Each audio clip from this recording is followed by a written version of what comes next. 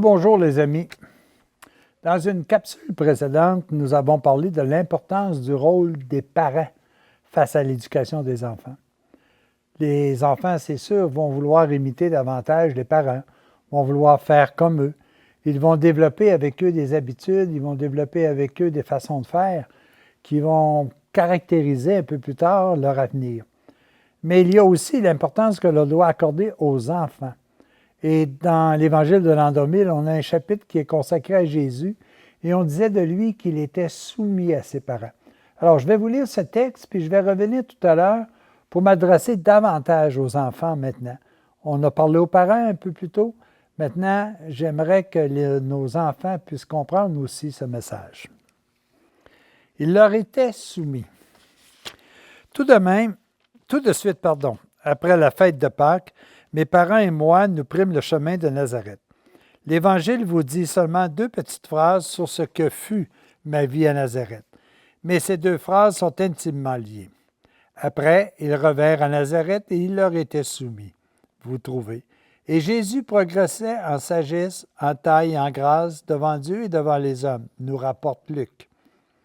Ces 2 phrases vous révèlent les conditions requises pour une véritable éducation sur tous les plans.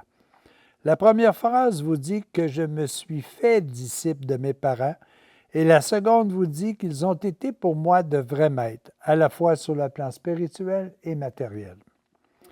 Celui qui veut apprendre doit d'abord se faire disciple. Le premier pas est celui de la foi.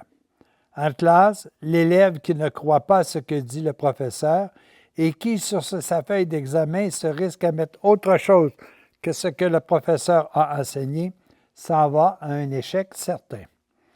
Il n'a pas écouté, il n'a pas appris et il ne sait pas. Il n'en va pas autrement pour le jeune homme qui désire apprendre le métier de menuisier. Il se joint à un maître, il reçoit l'enseignement théorique, il observe le maître au travail et ensuite il essaie d'appliquer lui-même ce qu'il a appris, jusqu'à ce qu'il réussisse à le faire parfaitement. Quand il aura pu réaliser lui-même tout ce qu'il aura appris, il deviendra à son tour un maître menuisier. C'est ainsi que j'ai appris moi-même le métier de menuisier avec Joseph, un homme juste et intelligent. Il essayait de faire à la perfection tout ce qu'il entreprenait. L'éducation complète comprend bien autre chose que l'enseignement de métier. À la maison, j'ai appris également que pour se développer normalement, l'enfant doit acquérir des habitudes saines pour se nourrir, pour travailler et se reposer, afin de se former un corps sain où l'âme puisse opérer facilement. Pour compléter l'éducation, il faut un sage enseignement spirituel. Le spirituel est l'âme de la pensée qui elle-même influence le physique. Tout l'être doit être baigné par le spirituel, et la vie humaine tout entière doit être orientée vers son but ultime, atteindre Dieu et lui ressembler éternellement. J'ai appris de mes parents à rechercher constamment la volonté de Dieu en tout. La vie entière était une consécration à faire sa volonté. Leur éducation à tous les 2 avait été irréprochable. Eux-mêmes avaient eu des parents de première valeur, comme le furent les parents de Jean-Baptiste, dont l'Évangile vous dit « Tous 2 étaient justes devant Dieu, observant de façon irréprochable tous les commandements et préceptes du Seigneur. » Ma mère, au jour de l'Annonciation, résume toute sa vie quand elle répondit à l'ange Gabriel « Voici la servante du Seigneur, qu'il me soit fait selon votre parole. » L'Évangile vous dit également que Joseph était un homme juste, ce qui signifie dans le langage du temps un homme saint. Il vous est facile maintenant de comprendre que pour faire l'éducation du Messie, Dieu avait choisi des époux de toute première valeur, car personne ne peut donner ce qu'il n'a pas. Vous avez là l'explication de la phrase « Et Jésus progressait en sagesse, en âge et en grâce devant Dieu et devant les hommes. » Il n'en va pas autrement aujourd'hui. L'éducation des enfants sur le plan physique, humain et spirituel dépend uniquement de la valeur des parents. C'est la grandeur des parents eux-mêmes que leur réussite dans l'éducation de leurs enfants. C'est le prix de leur propre progrès spirituel. Pour les parents, renoncer à bien faire l'éducation de leur enfant, renoncer à s'imposer les sacrifices nécessaires pour y réussir, c'est en même temps renoncer à leur propre avancement dans le royaume de Dieu.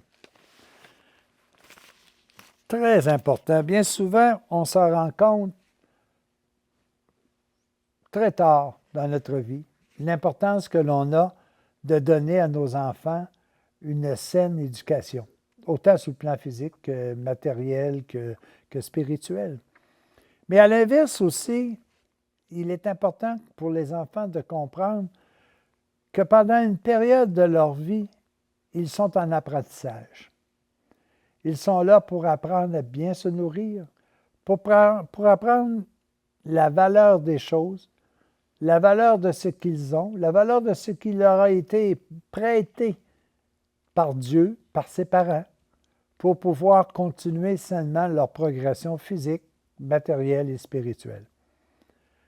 Bien souvent, nous n'osons pas parler de ce qui est d'une valeur spirituelle.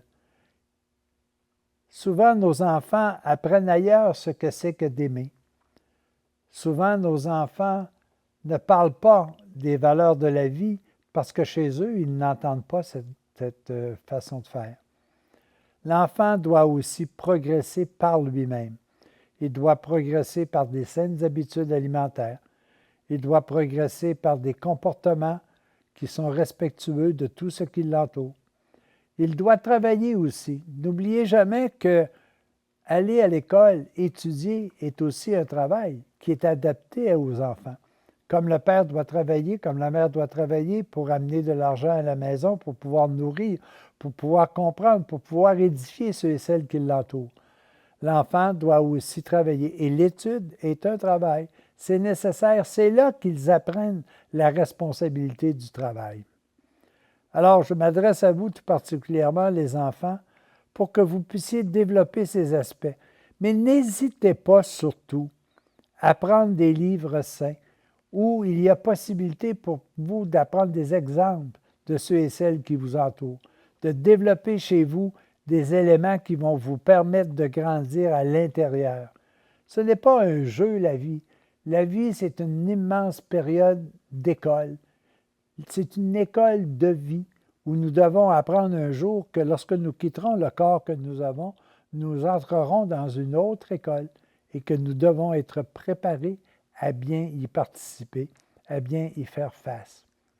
Oui, les enfants, être soumis à ses parents, ce n'est pas de la discipline.